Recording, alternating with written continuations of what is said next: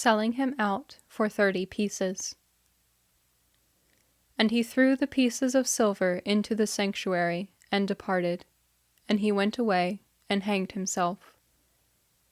Matthew chapter 27, verse 5. One thing I love about the apostles is how like us they all were. There was Peter stepping out in faith until he remembered those waves. There was Thomas steadfastly holding to the belief that because it had never been done before, it certainly couldn't have happened now. And then there's Judas, the betrayer, the one who threw away heaven itself for 30 pieces of silver. Now, I don't know why he made the initial decision, but I'm guessing it went something like this. Look how much stuff everyone here in Jerusalem has, and here I am with dusty feet, following a guy who might actually be lying to all of us for all we know. Okay, at first I believed him, but come on, he's been making some pretty wild claims lately. Besides, do you know what I could do with 30 pieces of silver? Why, I could start my own business right here in Jerusalem. Then I'd surely be set for life. It sounded so easy. Just tell the high priests where Jesus was, take the money, and run. It sounded so easy, until Judas realized what he had done. By that time, it was too late to go back and change his mind. By that time, Jesus had been beaten bloody and sent away to face Pilate. Judas tried to change his mind. He tried to give the ill-gotten money back, but the chief priests wouldn't hear of it. They had what they wanted in the bargain, and they really didn't care how Judas felt about it, or what he did with the money. For a moment, suspend your judgment of Judas in the "how could he do that to Jesus" corners of your mind. Suspend it long enough to ask, where in my life am I doing the exact same thing?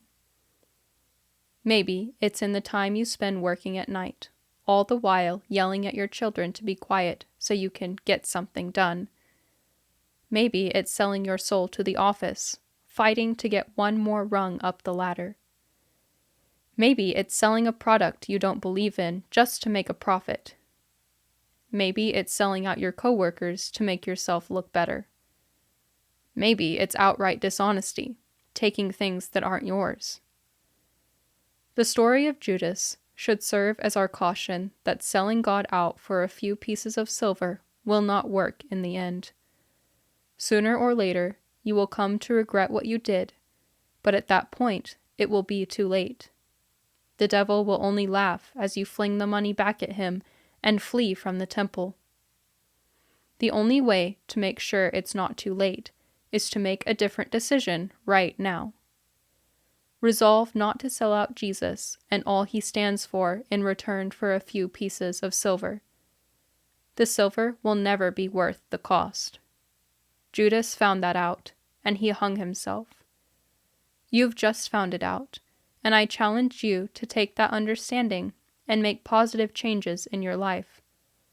Start focusing on how you can serve the King instead of how you can make a few bucks.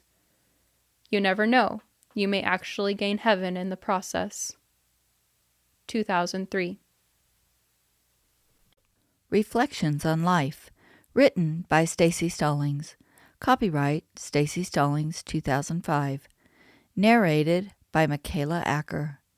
Production copyright Staci Stallings 2023. Like and subscribe to the Staci Stallings YouTube channel so you never miss a second of the story.